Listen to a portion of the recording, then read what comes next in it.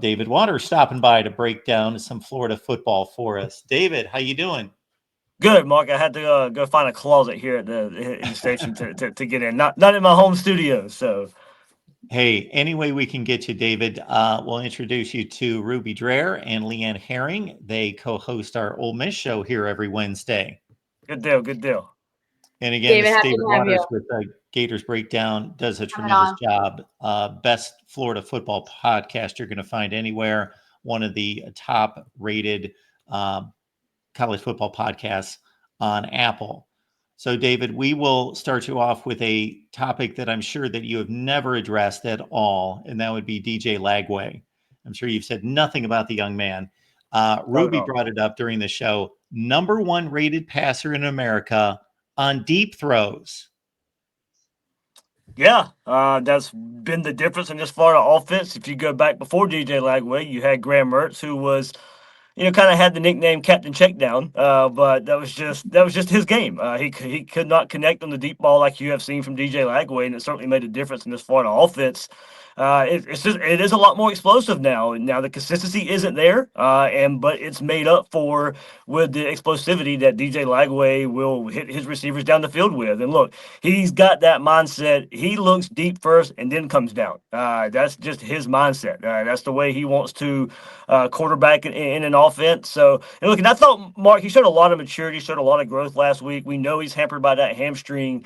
And he had to stay in the pocket, and he delivered some throws. He had pressure all around him from LSU, and still being able to catch or get the ball down the field to allow his playmakers to make plays on the ball. So I thought it was a big week for him last week, not just because he was on the field, but because he was on the field limited and was still able to hit that deep ball down the field.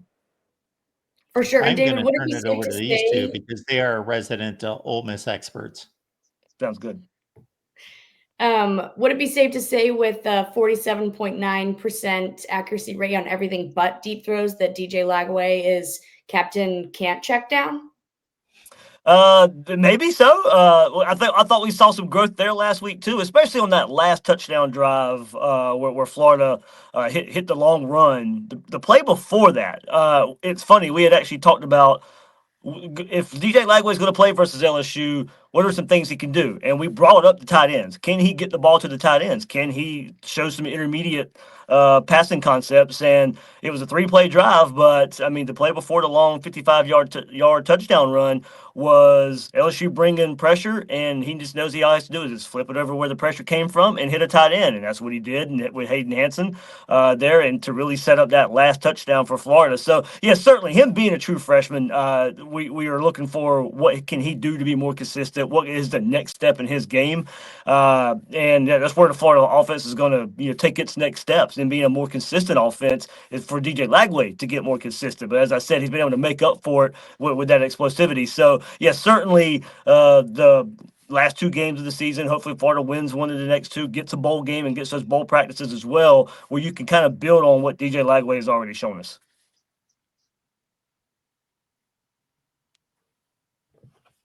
You talked about DJ Lagway. He's a kid that I've watched here in Willis, Texas, since he was in high school. I've sung his praises for a long time. Ole Miss was going after him, and rightfully so, because he's a kid that I've watched, works really well under pressure.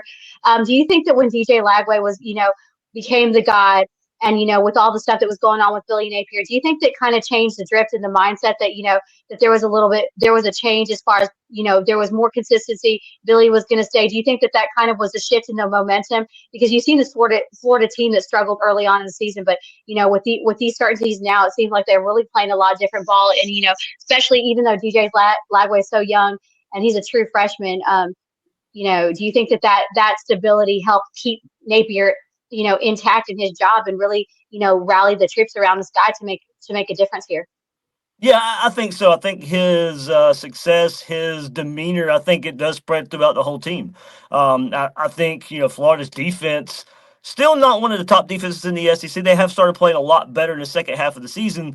But, Florida's offense wasn't necessarily the problem so far under Billy Napier. It's the defense hadn't been able to come along. But I do think now with DJ Lagway out there, there's this belief in the whole team now that, hey, he makes us better. So we got to rally. And look, you saw it when he went down versus Georgia. The whole team was out there, really, trying to lift his spirits up. And I think this team really respects what he's respects what he's been able to do as a true freshman and keep Florida in games, keep Florida now winning a game versus LSU, and kind of give some hope for the rest of the year. I do think he's been a lightning rod. He's been very polarizing for the whole program in general, not just the football team. But yeah, I do think he's kind of been a rallying cry for this team to go along with Billy Napier and say, hey, we want this coach to stick around. He's got his quarterback. Let us see this through. For sure. And David, I think from an outsider looking in, we've seen, across this season, a little bit of whiplash from Florida fans about their belief and feelings over Billy Napier. Obviously, the win against LSU was big last week, but what would it mean for the program going forward and for Billy Napier's tenure as a coach there to get this spoiler upset over Ole Miss this week? Yeah, I think it would change the narrative a bit, and it would at least even more for Billy Napier, for Scott Strickland, the AD, and the program at Florida, making the right decision to build this way. But for Billy Napier, it certainly would be a huge narrative change because he finally got off the snide a little bit last week with beating a ranked team in LSU. But now it's, can you do it again? He's had this. You go back to year one, he opened up the season with a big win over Utah. That was the only ranked win of that season. Last year, one win over Tennessee was the only ranked win. Now, so far this year, it's been LSU. Well, can you do it again? Can you do it back to back? Can you build momentum in that kind of way? I do think, momentum and maturity. I don't necessarily think that has to equal an Ole Miss win, but you can't go out there and look like you did against Texas a couple of weeks ago. Florida needs to play well in this game to kind of keep that hope up a bit and ending this season on a high note. So, but yeah, I think a win here. Look, some of the fan base still not really jumped on board yet. And, of course, before Billy Napier got the vote of confidence, it was Lane Kiffin in Florida, Lane Kiffin, Florida, Lane Kiffin, Florida.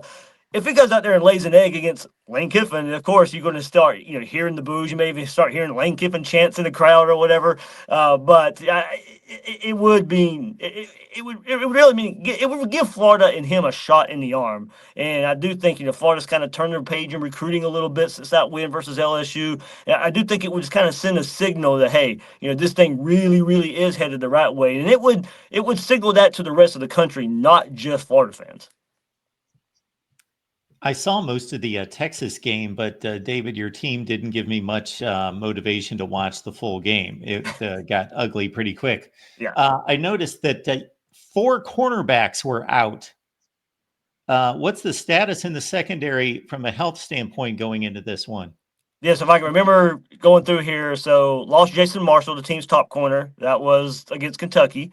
And then Devin Moore, cornerback number 2. He's probably out for the rest of the year. He got hurt against Georgia. And then Dijon Johnson got hurt versus Georgia too, so he missed the Texas game, or played very, very sparingly in the Texas game, but he was nowhere near 100%. And then he was finally back on the field last week. So after the Georgia game, you were down your top 2 corners. And then Dijon was very limited. So basically, after your top 3, Jakeem Jackson gets thrown into that mix too, Mark, but he had been injured way earlier in the season, but he was pegged to be the 4th cornerback toward the beginning of the year. So Florida really was on their 5th, 6th cornerbacks. They've moved Triquez Bridges over from safety to corner now, which he's played pretty well in that role, especially really good last week versus LSU in that role. Dijon Johnson, as I mentioned before, he had the LSU goes forward on 4th down, the first drive of the game. He makes a stop in the backfield. So they played really well last week, but this is a different test going against this Ole Miss offense and the RPO elements they can throw at you, the play action elements. They're going to make these defenders really, really think. So I do think, I think they've rebounded a bit. And this defense has gotten better, but they're still fighting through some injuries. And it makes you wonder, with an offense like Ole Miss, what can they do to confuse those Florida defensive backs? As I've mentioned, where Triquez Bridges, he's playing corner now. Is he ready for an offense like this? And if nothing else, we can credit that secondary for getting Brian Kelly to blow up on the sideline for all of us to be amused by.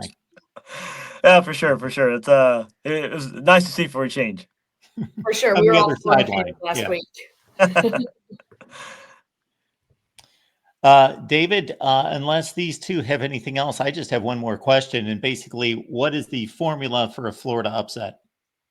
For Florida, it's going to be kind of to replicate up front what they did last week. LSU only gave up 6 sacks all year going into last week's game, and Florida got 7 sacks against LSU last week. So it's really going to be kind of repeat that, because I say that, Mark, because 2 weeks ago against Texas, they didn't touch a quarterback. So it's been a high variance the last couple of weeks for this Florida defensive line. So I think that they have to continue. Look, you can't ask for 7 sacks again. That would be kind of hard to replicate. But do something where you affect Jackson Dart a bit, make him have to run around and throw. And that's another thing. If he's going to run around, show some contain. He can really hurt you with his legs. He's a strong runner at the quarterback spot. So I do wonder if Florida's ready for that, because you go back to earlier in the season when they played Cam Ward and they played Marcel Reed there at Texas A&M. Mobile quarterbacks really hurt this Florida defense. So Jackson Dart certainly has potential to do that. So paired with that, to help limit the explosives, I think this is going to be an explosives game on each side of it. For Florida, they're going to have to hit the explosives. I'm still not sure the consistency of the offense is going to be there. And then for the other side of it, stop the Ole Miss explosives, and one of the most explosive offenses in the country. Great stuff. And College Football Playoff Committee, I know it's a long way off, but if they would pull off this upset and beat Florida State, which that's obviously like beating a high school team at this point, but 7-5, if you're doing your homework and really looking at it, they probably should be ranked. You'll hear a little bit of that. It's because of how hard the schedule has been. So it wouldn't surprise me at least if we look at the polls after the bowl game, Mark, if Florida pulls this one off and then of course beats FSU and goes win the bowl game, Florida probably should certainly be ranked at the end of the year. David, obviously, go ahead. Go ahead, Ruby. No, go ahead. Obviously, a 7-2 team, you'd prefer to be in the playoffs. But looking at, if you had to go back to yourself at the beginning of the season and what Florida was projected to be, would you be happy with the 7-5 Florida finish? Looking at the regular season, I had put 8 to be the kind of happy barometer with it, because look, it was year 3. I know how hard the schedule was, but it was year 3. There needed to be steps made, signs of progress, and look, that certainly did not get that the first month of the season. Florida was just not ready for Miami for whatever reason. That was inexcusable. Then to let a quarterback making his first start, Marcel Reed, come to the Swamp and do it all over again, that was unacceptable. But I do give the team credit for bouncing back, playing a whole lot better football. Really coulda, shoulda, woulda beat Tennessee in that game as well. So I think last week meant a whole lot, because the narrative was, hey, this team is playing hard. This team is playing hard. Look, eventually that had to equal a win somewhere along the way. They got that last week versus LSU. So now I do think, given the way I feel about the end of the season now, I think this Saturday, too, you got to go play some good football, even in a loss. I think you can feel better about where the program was compared to the first part of the season. Overall, not happy with it, but taking into a window for the last month of the season, I think you can be happy with the progress in season that the Gators made.